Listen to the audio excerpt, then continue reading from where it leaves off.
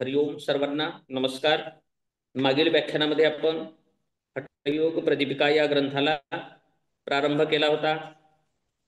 तर त्या हठयोग प्रदीपिका ग्रंथामधील आपण कितव्या श्लोकापर्यंत आलो होतो? तर कितवा श्लोक होता?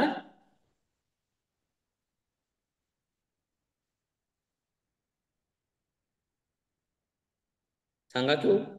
माहिती आहे मला, पण सांगतील म्हणून हा, बघतोय. मी 2:17 नव्हतं सर. 9 पर्यंत झाले सर. तुम्ही नव्हता, ठीक आहे. मी आज पहिल्यांदा चालू आहे. तुम्ही पहिल्यांदा झालो बघा. मी म्हणलो एक आठवडाभर शाळा चांगली सुरू होत नाही. 11व्या श्लोकापर्यंत आलो सर आपण.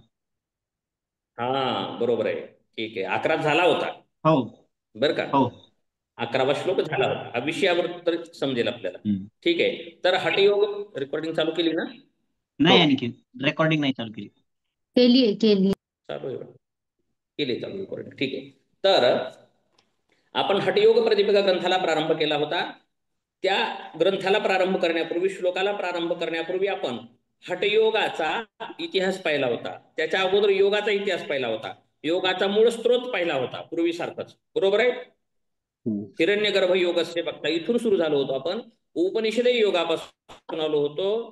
ते योगसूत्र, इतर योग पद्धती, ते मध्ययुगीन कालखंडामध्ये सुरू झालेलं काय हठयोग परंपरा, नाथ पंथ, इथपर्यंत आपण इतिहास पाहिला होता. आपण काय पाहिला होता? हा इतिहास पाहिला होता. आणि या हठयोग प्रदीपिका ग्रंथाला निर्मिती मागचा उद्देश पाहिला होता. जो आपण नाही ठरवलेला. तर स्वामी स्वात्माराम योगी जे या ग्रंथाचे कर्ते आहेत, त्यांनीच हठयोग ग्रंथ निर्मिती मागचा उद्देश सांगितला होता. तो निर्माण कुठून केला, मी माझ्या स्वयं कल्पनेनं केलेला नाही असं ते स्वतः कबूल करून सांगतात. पहिल्या श्लोकामध्ये त्यांनी श्री आदिनाथांना नमस्कार सांगितला होता. तदनंतर दुसऱ्या श्लोकामध्ये श्री गुरूंना नमस्कार सांगितला होता. आणि राजयोगाच्या प्रवेशासाठीच हठयोग विद्येचा उपदेश आहे असं सुद्धा आवर्जून सांगितलं होतं. एवढं सांगून परत पुढे तिसऱ्या श्लोकामध्ये सांगितलं गेलं होतं, हठयोग प्रदीपिका का सांगितली स्वात्मारामांनी? तर भ्रांती, बहुमत झालेले आणि राजयोगाचं अज्ञान, या 3 गोष्टी दूर करण्यासाठी काय करायचंय? हठयोग प्रदीपिका हा ग्रंथ तयार त्यांनी केलेला होता, सांगितला गेलेला होता. परत पुन्हा पुढे सांगितलं हठयोग विद्येचा महिमा आणि हठयोग विद्येची परंपरा सांगितली होती बरं का. त्यानंतर म्हणजे ती परंपरा कशी आहे? मत्स्येंद्र आदी गोरक्ष इत्यादी लोक हे हठयोग विद्येला जाणत आहेत असं सांगितलं. आणि तदनंतर 5वा, 6वा, 7वा आणि 8वा या श्लोकामध्ये काय सांगितलं होतं? 32 योग्यांची नावं, म्हणजे नाथांची नावं होती. विषय लक्षात घ्या बरं का. 32 किती योग्यांची नावं सांगितलीत? नाथांची 32 नाथ योग्यांची नावं सांगितलेली आहेत. आणि तदनंतर 9व्या श्लोकामध्ये सांगितलं गेलं होतं, हे जे 32 योगी आहेत, 32च नाही इत्यादी अनेक आहेत, असे काय आहेत? महासिद्ध योगी आहेत. आणि यांनी हठयोगाच्या प्रभावाने, हठयोगाच्या सिद्धीद्वारा कालदंडाचं खंडन केलेलं आहे आणि ते या ब्रह्मांडामध्ये विचरण करत आहेत असं सांगितलं होतं. त्यानंतर परत हठयोग विद्येचं महत्व सांगितलं होतं मठाचं उदाहरण देऊन. आणि तदनंतर 11व्या श्लोकामध्ये काय सांगितलं होतं? तर हठविद्या परम गोप्या योगिनाम सिद्धिमिच्छताम भवेद्वीर्यवती गुप्ता निर्वीर्या तो प्रकाशिता. हठविद्या कशी आहे? तर गुप्त ठेवण्यासारखी आहे. ज्या योग्यांना हठयोग विद्येची सिद्धी प्राप्त व्हावी अशी जर वाटत असेल तर त्यांनी काय करावं लागेल? तर या हठयोग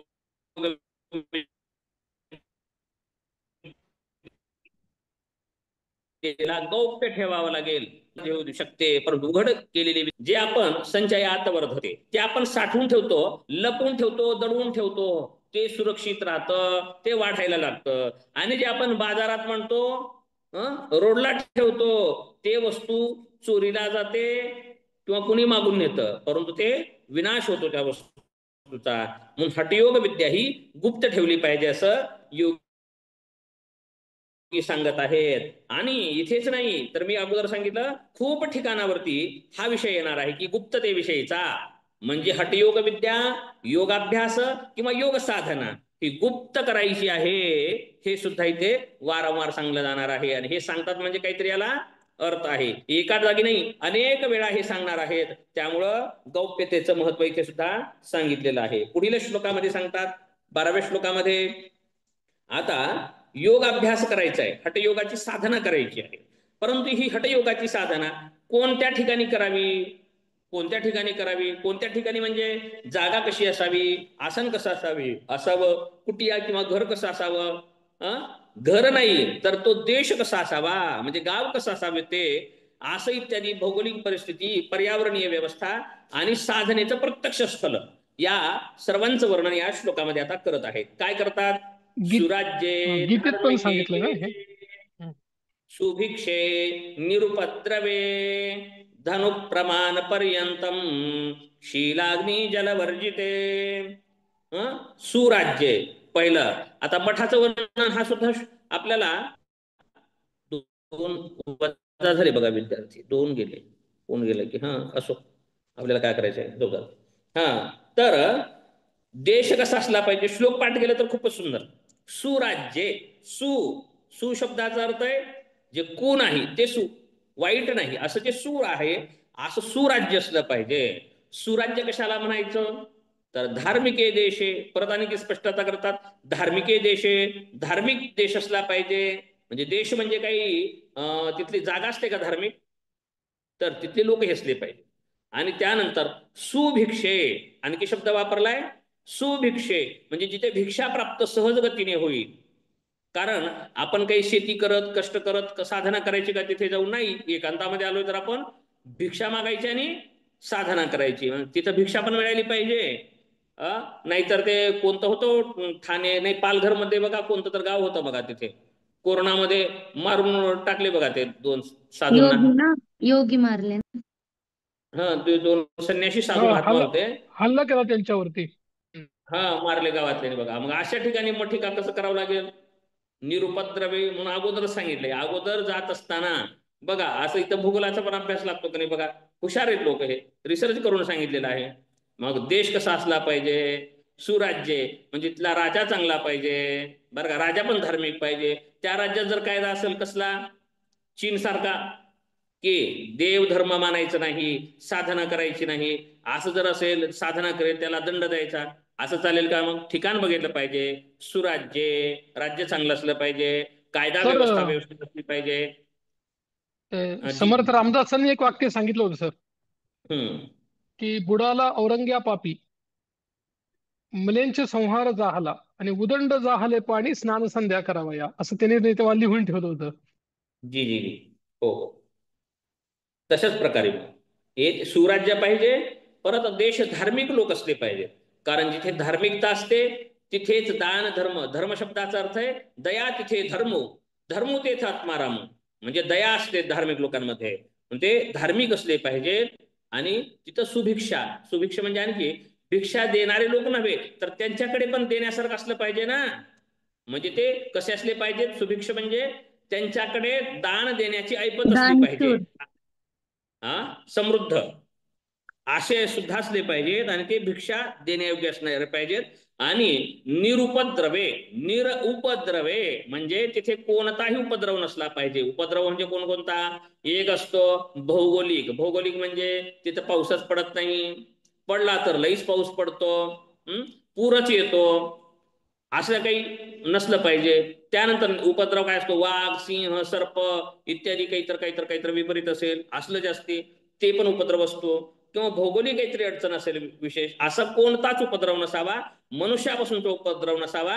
मग सुराज्ये, धार्मिके देशे, सुभिक्षे, त्या तीन गोष्टी सांगितल्या बरं का. पण तीन गोष्टीमधून जरी काही अभाव राहत असेल सांगण्याचा, तर तो काही राहू नये यासाठी निरउपद्रवे या शब्दामध्ये उपद्रव रहित, मग उपद्रव काय काय असतात ते त्यात घेऊ शकतो आपण. साधनेला जे बाधा करतो ते उपद्रव म्हणायचा. असा जिथे उपद्रव होणार नाही ते ठिकाण कसं असलं पाहिजे, धनुप्रमाण पर्यंतम, धनुष्याच्या बर का प्रमाणापर्यंत. धनुष्याचं प्रमाण म्हणजे सांगा.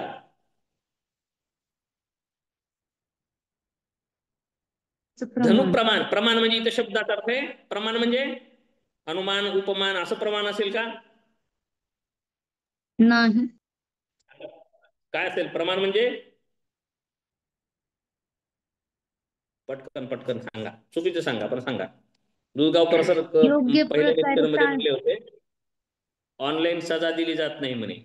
आहेत का नाही सर? त्यामुळे मी पण तसंच म्हणतोय कधी कधी. इथं चुकलं तर ऑनलाईन काही शिक्षा नसते.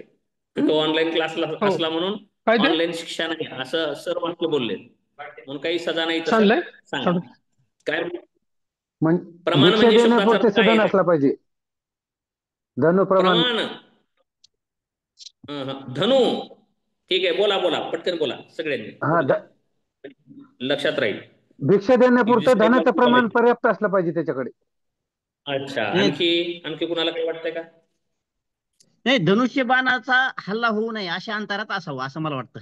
अरे देवा, नाही नाही बरं बरं ठीक आहे, धनुष्यापर्यंत आलो तुम्ही. हा नाही, मला वाटतं भिक्षा धनुष्याच्या लांबी रुंदीचा विचार असेल इथे काहीतरी. नाही नाही ते ओके. हो बरोबर आहे, अगदी बरोबर. तर धनु प्रमाण, प्रमाण म्हणजे मोजमाप. धनुष्याचं जेवढं प्रमाण आहे तेवढ्या क्षेत्रामध्ये काय नसलं पाहिजे? धनु प्रमाणपर्यंतम. संध्याताई आहेत का? आहेत ना? नाहीत किंवा गेल्या संध्याताई? ठीक आहे, असू द्या. हा योजनाताई, बाकीचे लक्ष द्या बरं का. धनु प्रमाणपर्यंत म्हणजे धनुष्याच्या मापा एवढं, धनुष्याच्या मापापर्यंतच्या जागेपर्यंत, म्हणजे 10 मीटर अंतरापर्यंत म्हणतो ना आपण. 10 मीटर अंतर, 15 मीटर अंतर असं जे म्हणतो, तसं धनुष्याच्या प्रमाणापर्यंत काय नसलं पाहिजे? काय वर्जित असलं पाहिजे? तर शिला, अग्नी आणि शिला. अग्नी, जल वर्जिते. काय काय वर्जिते? शिला वर्जिते, अग्नी वर्जिते आणि जल वर्जिते. जलवर्जित.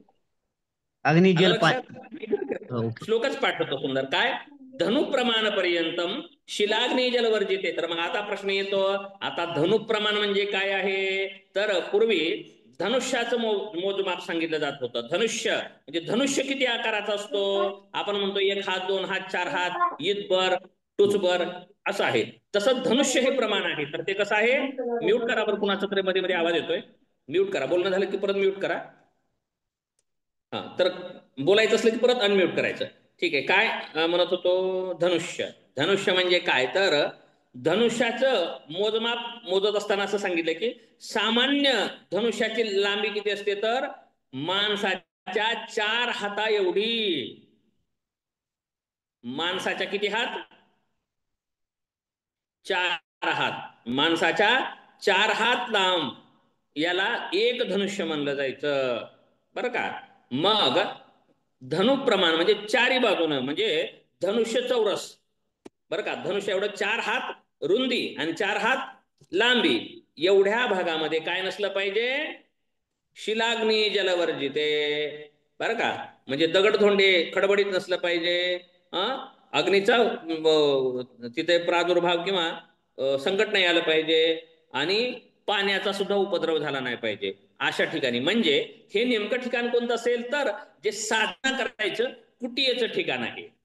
हे धनुप्रमाणपर्यंतम शिलाग्नी जलवर्जिते. हे कशाचं आहे माहितीये? ह्याच्यावरती आपल्याला मोठा उत्तर लिहिता आलं पाहिजे योजनाताई. याचं उत्तर आपल्याला दीर्घ लिहिता आलं पाहिजे यासाठी सांगतो. म्हणजे प्रत्यक्ष जे कुटीय आहे, ठिकाण बसण्याचं, आता मी बसलोय, तुम्ही बसलात, हे ठिकाण कसं असलं पाहिजे? तर या ठिकाणापासून 4 हात लांब रुंद एवढ्या भागामध्ये शिलाग्नी जलवर्जिते असलं पाहिजे. हे ठिकाणाचं त्या एक्झॅक्ट बसण्याच्या जागेचं झालं. आणि सुराज्ये धार्मिके देशे सुभिक्षे निरुपद्रवे, हे कोणत्या जागेचं वर्णन असेल? हे स्थानाचं, योग करण्याच्या स्थानाचं, कुटीयेचं. कुटीयेचं नाही ते. पाकिस्तान सोड. आणखी नाही, म्हणजे ते गाव सांगणं आहे, ते परिसर सांगायचे. ते परिसर म्हणजे ते लोकांसहित आलं, म्हणजे ते गाव सांगितलंय. आलं का लक्षात सर? आलं का लक्षात? साधारण हो 3 ते 5 किलोमीटर अंतरामध्ये असं असावं. हा त्या अंतरामध्ये काय असलं पाहिजे, धार्मिक देश वगैरे देशाबद्दल आलेलं आहे ते. ठोसर सरांना कळालं काय म्हणायचं मला ते. हे जे वर्णन आहे 4 सुराज्ये, हम्म. धार्मिके देशे, धार्मिक सुभिक्षे, देशे सुभिक्षा निरुपद्रवे, निरुपद्रव. हे जे ठिकाण आहे ते गाव परिसराविषयीच आहे. बरोबर आहे. आम्ही म्हणलं कुडके सर तुमच्या तिकडं आम्हाला आश्रम उभा करायचा आहे. मग आम्ही काय म्हणणार, तिकडे लोक कोणते राहतात हो, कसं कसं असतं, डोंगर दर्या खोरे पाणी ही उपलब्धता आहे का, आसपास लोक कोणते राहतात, हरणं सुसरं कोले कुत्रे काय राहतात, वाघ सिंह सर्प काय राहतात ते विचारावं लागेल. हे जागे संबंधी आजूबाजूला कोणकोणते गाव आहेत बाबा, गाव काही धार्मिक आहेत का, दान धर्म करणारे आहेत का, हे झालं काय देशाविषयीची माहिती म्हणजे ठिकाण.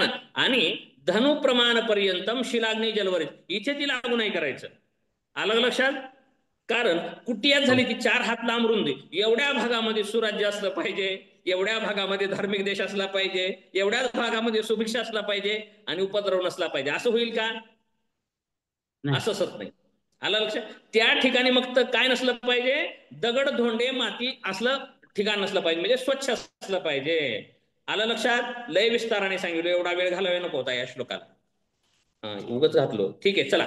तर असं जे ठिकाण आहे अशा ठिकाणी धनुप्रमाण पर्यंतम शिलाग्नी जलवर्जिते, अगोदर सुराज्य पाहायचं, त्यानंतर धार्मिक देश पाहायचा, तिथं सुभिक्ष पाहायचं, कसलाच उपद्रव नाही पाहायचा. असं झाल्याच्या नंतर आता कुटिया बांधण्यासाठी मठ बांधण्यासाठी जागा निवडायची. आणि ती जागा कशी निवडायची, तर 4 हात लांब रुंद दगड धोंडे वगैरे साफसूफ करून पाण्याची तिथं ओघ नाही आला पाहिजे अशा प्रकारचं बघून तिथे काय करायचं, मठ स्थापन करायचा. आणि तो मठ कसा असला पाहिजे, मग कुठं सुराज्ये धार्मिके देशे गावाच्या मधोमध करायचं का, नाही. कसं करायचं, एकांते मठिकामध्ये स्थातव्यम हट योगिना. आता मग तिथे योग्यानं काय करायचं, भिक्षा जवळ मिळाली पाहिजे बाबा. मग घराला चिटकून घर कसं झालेलो, नाही चालणार. तसं नाही, आपल्याला थोडं भिक्षेसाठी दूर जाता आले तर चालेल, परंतु एकांत हा महत्वाचा आहे. एकांतामध्ये मठिका स्थापन करून स्थातव्यम तिथे स्थानबद्ध होऊन काय करायचंय, हठयोगाचा अभ्यास करावयाचा आहे असं सांगितलेलं आहे. पुढे चला. पुढे मग आता सांगतात, आता त्या ठिकाणाचं महत्व झालं. ते आता कुटिया कशी असावी बघा. नुसतं हठयोगाच्या मठाचं वर्णन जर म्हटलं तर आपल्याला 3 पेजेस सहज लिहिता आलं पाहिजे. यासाठी मी एवढा विस्तार करतोय. म्हणजे एक शब्दाला अंडरलाईन करायचं. कशा कशा, सुराज्ये याबद्दल माहिती लिहायची, धार्मिक देशे याच्याबद्दल लिहायची माहिती, सुभिक्षा निरुपद्रवे लिहायचं, परत धनुप्रमाण लिहायचं, शिलाग्नी जलवर्जित लिहायचं, आणि का वर्जित केलंय हे पण सांगायचं, एकांत महत्वपूर्ण आहे हेही सांगायचं. याचं 1 पेज होतो. आता पुढे आता मठ कसा असला पाहिजे. आता जागेचं महत्व नाही, देशाचं गावाचं वर्णन नाही, शहराचं जिल्ह्याचं तालुक्याचं वर्णन नाही, तर आता वर्णन कशाचं असेल, तर जी कुटिया बांधलेली आहे तर त्या कुटिया कशी असली पाहिजे, मठ कसा असला पाहिजे हे सांगतात. आता काय सांगतात, अल्पद्वार मरण अरंध्रगर्त विवरम, नाही अनुष्टुप नाही, छंद भिन्न आहे. ठीक आहे. विवरम नात्युच्च नीचायतम सम्यक गोमय सांद्रलिप्तममलम निशेष जंतुज्जितम बाह्ये मंडप वेदिकूपरुचिरम प्राकार संवेष्टितम प्रोक्तम योग मठस्य लक्षणमिदम सिद्धैर्हठभ्यासिभिः अल्पद्वारम अर्धगर्त विवरम नात्युच्च नीचायतम सम्यक गोमय सांद्रम बाह्ये मंडप वेदिकूपरुचिरम प्राकार संवेष्टितम प्रोक्तम योग मठस्य लक्षणमिदम सिद्धैर्हठाभ्यासिभिः. कसं असलं पाहिजे, काय सुंदर वर्णन केलंय. अल्पद्वारम छंदही छान आहे, शार्दूल विक्रीडित, गोड आहे, मस्त छंद आहे. आहे. बरोबर आहे ना योजनाताई, तर हा भाष्य तुम्ही श्लोक पुन्हा सांगा. एकदा वाचा ते छंदामध्ये. हा आ- पुन्हा एकदा वाचा, छान वाटलं ऐकायला. वाचू का? द्वारम् अरन्ध्रगर्त विवरम् नात्युच्च नीचायतम् सम्यग् गोमय सान्द्रलिप्तममलम् निःशेष जन्तु जितम्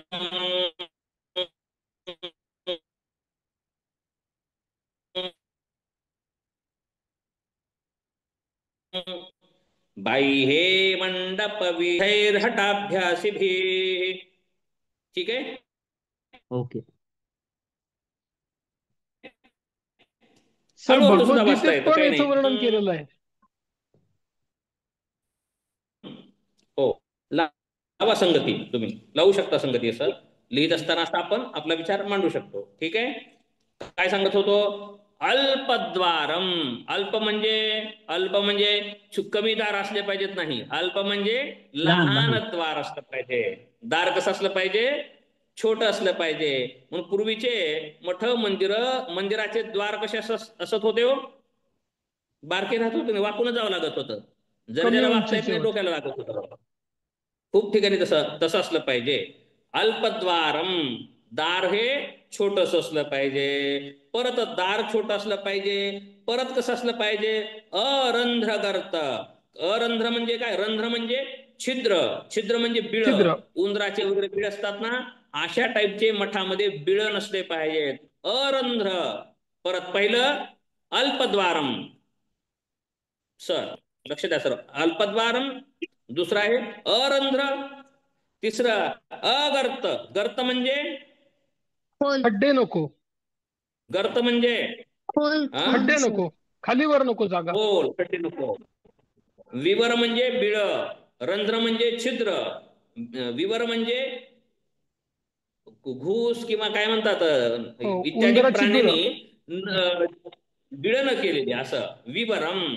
अल्पद्वारम. पहिलं असलं काय पाहिजे?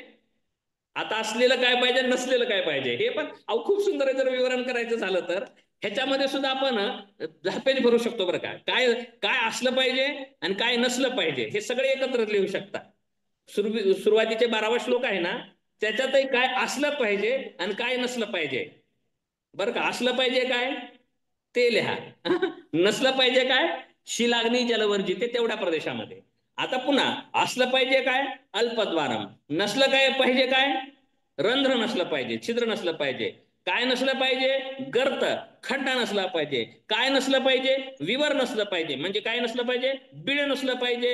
आणखी काय नसलं पाहिजे? ना अति उच्चम. मग गर्त नको बाबा. गर्त नको म्हणल्यामुळे काय म्हणणार? अति उंच करू नाही, उंच पण नाही चालत. ना अति उच्चम ना अति नीचम. भगवद्गीतेत आलेलं आहे. दुधगावकर सर शिकवत आहेत, आता प्रथम सत्राला शिकवत आहेत. कसं आहे तिथे? शुचौ शुचौ देशे शुचोदेशे प्रतिष्ठाप्य. प्रतिष्ठाप्य. पुढचं राहील. स्थिरमासनमात्मनः नाति ऊचम नाति नीचम शैलाजिन कुशोत्तरम. बरोबर आहे का? चुकलं असेल तर यस सांगा. सर. लाईक परफेक्ट एकदम.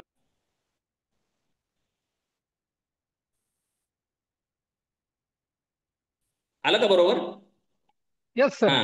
त्यांनी अति परत उच्च बसून काय करायचं ते पण सांगितलं. हा, मग आधी हे सांगितलं, हे नसलेलं सांगितलं. अल्पद्वार असलं पाहिजे आणि हे 4 गोष्टी नसल्या पाहिजेत. अति उच्च नसलं पाहिजे, अति नीच नसलं पाहिजे, गर्त नसले पाहिजेत, विवर नसले पाहिजेत, छिद्र नसले पाहिजेत. ठीक आहे. ह्याचं कारण मीमांसा लिहू शकता हो. का नकोय? उंदीर असतील तर त्यांच्या मागे साप येतील. उच्च असलं तर काय होईल? तोल जाईल. नीच असलं तर काय होईल? पाणी वगैरे, बुरशी वगैरे साठेल. आणखी त्याचं शरीराला तोल जाण्यासाठी किंवा शरीराला त्रास होऊ शकतो. इत्यादी इत्यादी घटक आपण लिहू शकतो. कारण पण लिहू शकतो. एवढं आपण हो. विस्ताराने लिहिलं पाहिजे. आता हे जे ऐन परीक्षेला येतात ते काय करतात माहितीये का? असं थुका लावू लावू पुस्तकाला बघतात. आता कसं लिहायचं बाबा? देवकोळेंचं पुस्तक घेऊन येतात.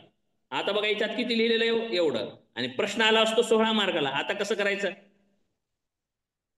करायचं? सापडतच नाही.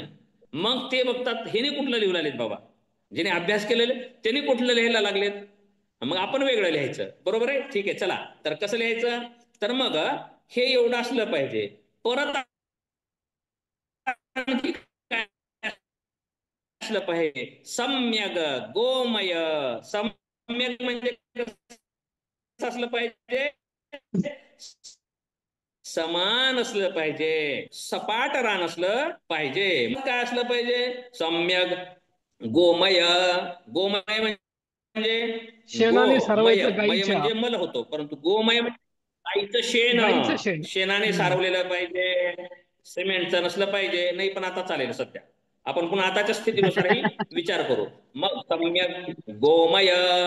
गोमयाने काय नुसतं गोमय असलं पाहिजे, नाही, सांद्रलिप्तम म्हणजे सारवलेलं, लिपलेलं पाहिजे. अमलम. अमलम. अमलम म्हणजे गोमयाद्वारे मल निघून जातो बरं का. अमलम करायचे. अमल करायचे म्हणजे घाण काढून टाकायचे, अपवित्रा नष्ट करायचे आहे. पण कशाने? गोमयाने. अमल करायचंय. काय सुंदर आहे त्याला बरं का? गोमयाला गोमल नाही म्हटलं त्यांनी. म्हणजे गोमयाला गोमल नाही म्हणजे म्हणलं. मल. गाईच्या विष्ठेने मल घालवायचं. सांद्रलिप्त मलम. हा. तर निशेष जंतुज्जितम. निशेष म्हणजे पूर्णपणे काय केलं पाहिजे? जंतुज्जितम म्हणजे जंतू म्हणजे काय असतं? जंतुविरहित. बारके बारके किडे मुंग्या असं बरं का. किडे मुंग्या वगैरे असलं काही प्रादुर्भाव नसला पाहिजे. असं गाईचं जर शेण असेल तर हे राहत नाहीत, हे सांगायचंय. गाईच्या पेस्ट शेणाने कंट्रोल. सारवलं तर डास राहत नाही, डास राहत नाहीत बरं का. गाईचं शेण जिथं आहे तुम्ही पहा कुठे गाईच्या शेणाने सारवलेलं असतं. आता काही मोठ्या करोडोच्या घरामध्ये सुद्धा गाईच्या शेणानं सारवलेलं पाहतोय मी बरं का. खूप घर असे मोठे आहेत की फरशीवरशी शेणानं सारवलेलं आहे, भिंतीला सुद्धा शेणाने सारवत आहेत. असे घर खूप मोठे मोठे पाहिलेत मी, श्रीमंताचे. आता असंच होणार आहे, गरीबाला सरकार देणार सिमेंट कॉन्क्रीटचं घर आणि श्रीमंत लोक गाईचं शेणाने सारवलेलं करतील. आणखी सर आणखी एक लई महागाचं घर आहे बरं का, तर ते गाईच्या शेणानेच विटा तयार केलेले आहेत. आणखी एक घर मी पाहिलं कितीतरी कोटीचं बरं का, विषय निघालाय म्हणून मी सांगतो सर, पूर्णपात्रे सर, गाईच्या शेणाच्याच विटा तयार केलेल्या आहेत. म्हणजे खूप वाळवून कसे तर व्यवस्थित केलेले आहेत, संपूर्ण त्याचाच वापर करून केलेलं घर आहे. ते कितीतरी कोटीचं आहे म्हणे घर. आता कसं शक्य आहे का सांगा? आता गरीबाला आहे का अरे मिळेल ते? बापरे. गरीबाला सिमेंटचं घर आता, आणि आता हे करायला लागले गाईच्या शेणाचं. कसं करायचं? गोठा पहिला मी घालण्यासाठी राजस्थानहून काही बोलवत आहेत लोक, 60,000 70,000 किंमत आहे बघा ते गोठा तयार करण्याची. मग आधी आपलं नॉलेज घालवलं ते, आणि आता परत मागवायचं बाहेरून विकत. ठीक आहे, चला विषय गेला बाजूला. काय सांगायचं होतं मग मला? हे गाईच्या शेणाचं महत्व सांगायचं होतं बरं का. हे गाईच्या शेणाने सारवल्यामुळं काय होतं तर जंतूचा प्रादुर्भाव होत नाही, पेस्ट कंट्रोल. डास येत नाही, म्हणजे या गोष्टीचा त्रास होणार नाही. ठीक आहे, पुढे काय सांगायचंय? बाई हे मंडप वेदिकूप रुचिरम प्राकार संवेष्टितम प्रोक्तम योगवठस्य लक्षणमिदम सिद्धैर्हटाभ्यासिभिः. परत मराठीतलं वाचून दाखवतो स्क्रीनवरचं. योग्याच्या मठाचे दार लहान असावे, मठात छिद्रे बिळे खड्डे नसावेत, फार उंच फार खाली फार विस्तृत असू नये, गायच्या शेणाने सर्व उत्तम तऱ्हेने घट्ट सारवलेले असावे, स्वच्छ व निर्जंतुक ठिकाण असावे, बाहेरच्या बाजूला छानसा मांडव बसण्यासाठी, म्हणजे बाहेरचे लोक आल्यानंतर, म्हणजे वाऱ्यात काय म्हणतात तो पूर्वी काय म्हणत होते त्याला, वसरी. घराच्या बाहेरून असते थोडस, वसरी. जोता. हा ओसरी, जोत. ओटा. जुन्या लोकांना माहित असेल ते असलं पाहिजे. जोत ओसरी म्हणायचंय. असली पाहिजे, जोत. ठीक आहे, जोत ते तसं असलं पाहिजे, म्हणजे बसण्यासाठी ओटा असला पाहिजे, आणि नुसता ओटा नसला पाहिजे. वर काय असलं पाहिजे? मांडव. प्राकार मांडव असला पाहिजे. मांडव नुसतं उघड्यावर कसं, तर सावली पण आली पाहिजे, असं वर मांडव असला पाहिजे, खाली बसण्यासाठी पण असलं पाहिजे, बाहेरचा ओटा. आणखी परत काय असला पाहिजे? विहीर, आणि मठाभोवती तट असावा. प्राकार संवेष्टम. प्राकार संवेष्टम म्हणजे कंपाऊंड असलं पाहिजे. का बरं कंपाऊंड पाहिजे बाबा? कोणीही सहज असं काही शिरू नये, प्राणी हिंसक प्राणी आतमध्ये शिरू नये, याची सुद्धा व्यवस्था केलेली असावी. आणि जवळच कूप. कूप म्हणजे कशासाठी? पाण्यासाठी असला पाहिजे, कारण योग्याला काही गरम पाण्यानं स्नान करायचं नसतं, पाणी पुष्कळ पाहिजे, कारण पाण्याशिवाय क्रिया होत नाहीत बरं का. नुसतं बकेटभर पाण्यामध्ये आंघोळ करायचं जमत नसतं योग्यांना. 3 वेळा 2 वेळा आंघोळ करावी लागते. परत शुद्धतेचे नियम आहेत. चला, बाकीच्या खूप गोष्टीसाठी पाण्याची आवश्यकता असते. मग पाणी पाहिजे, जावा बाहेर असं लांबवर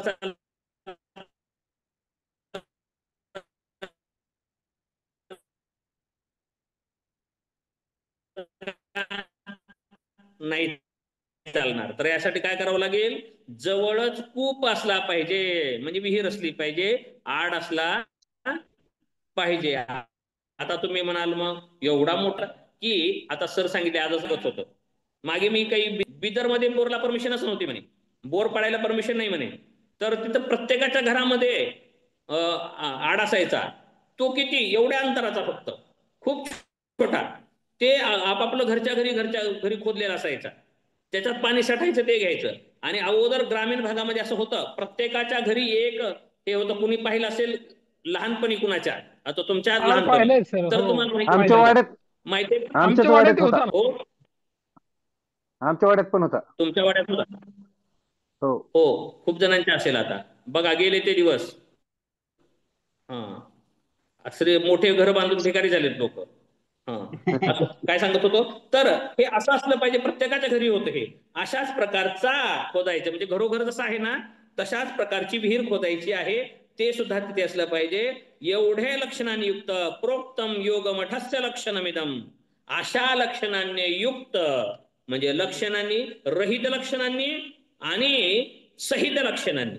लक्षण म्हणजे काय बरं का, नुसते घ्यायचे लक्षण नाहीत, काही नसलेले लक्षण आहेत. रहित लक्षण आणि सहित लक्षण, अशा लक्षणांयुक्त हठयोग मठ करायचा आहे. हे मठाचं आपलं वर्णन झालेलं आहे. ठीक आहे, पुढे एवढाच विषय घेऊन आपण पुढे जाऊया. तर आणखी 14वा श्लोक पाहायचा आहे. एवं मठे स्थित्वा, एवं विधे मठे स्थित्वा सर्वचिंता विवर्जितः.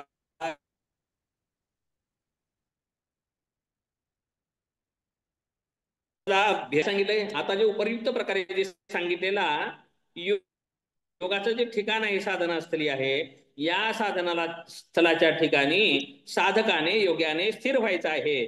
आणि काय करायचं आहे, युट्यूब उघडायचं आहे लगेच, बरोबर आहे, युट्यूब उघडायचं आहे आणि तिथे प्राणायामाचा अभ्यास करायचा आहे. असं नाही सांगितलं. कसं म्हणलेलं आहे, गुरुपदिष्ट मार्गेन, गुरु उपदिष्ट मार्गेन. आणखी एवढ्यावर नाही संपत, गुरु उपदिष्ट मार्गेन, गुरुने उपदेश केलेल्या मार्गाने, योगमेवं सम अभ्यसेत. असा एक गोष्ट सांगितली होती मी, वारंवार काही ठिकाणी आलेली असेल, नोंदी घेत चला. काय, एक गौप्यतेचं वर्णन आलेलं आहे. आणि किती ठिकाणी, पूर्ण पात्रे सर, कित्येक ठिकाणी गुरुचं सुद्धा महत्व साधनेमध्ये सांगितलेलं आहे. हे सुद्धा तुम्ही शोधायचं आहे. काय शोधायचं आहे, गौप्यता किती ठिकाणी सांगितले स्वात्माराम योगी यांनी, आणि गुरुचं महत्व साधनेमध्ये किती ठिकाणी सांगितलेलं आहे, हे सुद्धा तुम्ही शोधायचं आहे. ठीक आहे, पुढे जाऊयात आपण. काय सांगितलं आता, हे वर्णन कशाचं झालं, हे वर्णन आता कशाचं झालं आपलं, मठाचं ठिकाणाचं, तिथल्या ठिकाणातील मठाचं, तिथल्या दाराचं, दरवाजाचं, खालच्या जागेचं, वरच्या जागेचं, सर्व गोष्टीचं, तिथल्या व्यवस्थेचं. आणि त्या ठिकाणी असून सुद्धा महत्वाचं काय करायचं, आता काय नाही, आता आराम करायचा, असं आहे का, नाही. आता तर साधना सुरू झाली, आता तर ठिकाण तयार केलेलं आहे. आता आपल्याला काय करावं, करायची कशी, गुरुच्या उपदेश केलेल्या मार्गानेच साधना करायची आहे, असं सांगतात. आणि पुढील श्लोक सांगत आहेत. आता विषय दुसरा, मठाचा विषय इथे संपला. आता तुम्हाला, मला वाटतं मठाचा संबंधी विषय तुम्हाला 16 मार्काचा 3-3.5 पेज सुद्धा लिहिता आलं पाहिजे, अडचण काहीच नसेल असं वाटतं. ठीक आहे, आता पुढे घ्यायचे 2 श्लोकात नको थांबायचं का इथे, हो सर, थांबू सर, उद्या 15 थांबूया. ठीक ऑगस्टची आहे, तयारी आहे. अच्छा अच्छा, ठीक आहे ठीक आहे. 15-16व्या श्लोकामध्ये काय सांगितलं जाणार आहे आता, 15व्या आणि 16व्या श्लोकामध्ये बाधक तत्व आणि साधक तत्व. काय सांगितलं जाणार आहे तर बाधक साधक तत्व. तत्व आणि बाधक तत्व. हम्म. बाधक तत्व आणि साधक तत्व. जसं हम्म. पतंजलीने साधक बाधक तत्व सांगितले तसं इथे सुद्धा अंतराय. अंतराय म्हणजे बाधक तत्व. आणि दुसरं काय होतं मैत्रीपूर्णाम वृक्षाणाम सुखदुःख पुण्य विषयानां भावना चित्त प्रसादनम ते चित्त साधक प्रसारण तत्व उपाय. सांगितलेत पतंजलीने बरं का. तसं इथे सुद्धा साधक बाधक तत्व सांगितलेली आहेत. आणि 2 श्लोकाच्या साधक बाधक तत्वाच्या नंतर लागली लगेचच काय सांगणार आहेत हठस्य प्रथमांगत्वात आसनम पूर्वम उच्यते. हठयोगाचं पहिलं अंग हे आसन आहे सांगणार आहेत. आणि हठयोगाच्या पहिल्या अंगाला लगेच सुरुवात केली यम जाणार नियम आहे. असतील सर तरी याच्यामध्ये. सर्वांनी यम नियम नाहीयेत. हठयोग प्रदीपिकेमध्ये यम नियम सांगितलेले नाहीये. ते प्रक्षिप्त आहेत श्लोक. असं आहे का? ओके. हो. प्रक्षिप्त कुठे आहेत श्लोक. सांगा बरं कितवा श्लोक आहे. श्लोकाचा नंबर दिलेला प्रक्षिप्त नाहीये आहेत सर. ते. प्रक्षिप्त आहे. हो देवगुळेंनी टाकलेत परंतु ते पाठभेद आहे म्हणून ते प्रक्षिप्त आहेत बरं का. हा हे सांगत असताना मी सांगणार होतो अगोदर की हठयोग प्रदीपिका हा ग्रंथ योग दर्शन पातंजली योग दर्शनापासून अप्रभावित असणारा ग्रंथ आहे. सर्वथा भिन्न असणारा ग्रंथ आहे बरं का. बाकीचे काही ग्रंथ आहेत योगा ग्रंथ ते पातंजली योग दर्शनाने प्रभावित असणारी आहे. मात्र हठयोग प्रदीपिका हा भिन्न आहे ग्रंथ. बरांत पूरक आहे हा बरं का. नाथपंथ आणि शांकर अद्वैत मताकडे नेणारा थोडासा आहे. म्हणजे मिक्स आहे योग आणि अद्वैत असं मिक्स आणि तंत्र सुद्धा असं मिक्स असणारा ग्रंथ आहे. आणि पातंजली योग दर्शन हे त्रैतवादी म्हणजे ईश्वर जगत भिन्न 3 तत्व भिन्न असणारा आणि सम्यक ख्याती पुरुष ख्याती सांगणारा दार्शनिक ग्रंथ आहे. इथं दार्शनिक भाषा नाहीये त्याचं वर्णन आहे जास्ती करून. तिथे दार्शनिक आहे वर्णन इथे क्रियात्मक वर्णन आहे. इथे क्रियेचं वर्णन चांगलं असणार आहे. असं हे या ग्रंथाचं वर्णन आहे. ठीक आहे. यम नियम आहेत नाहीत का नाहीत आपण त्या ठिकाणी चर्चा करूयात. वाटतं तर आपण थांबूयात. काही विचारायचं असेल विचारू शकता.